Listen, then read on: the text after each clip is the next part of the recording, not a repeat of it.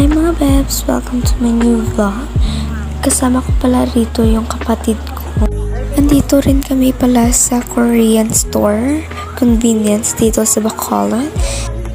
Hinahanap pala namin dito yung pagkain na gusto namin kakainin. So, let's go! Pumunta pala ako dito sa Buldak Station. Marami itong Buldak.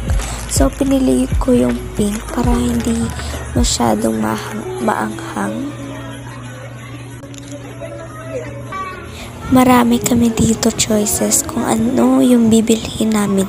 Meron naman dito yung mga ice cream, yung ice nandyan sa cup. Pinapapili dito ako ng kapatid ko kung ano yung gusto kong kakainin.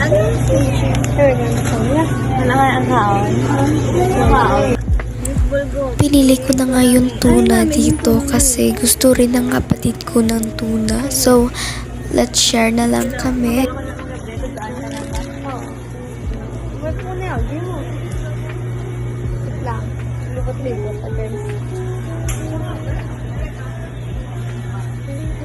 Thank you for watching. See you in part 2.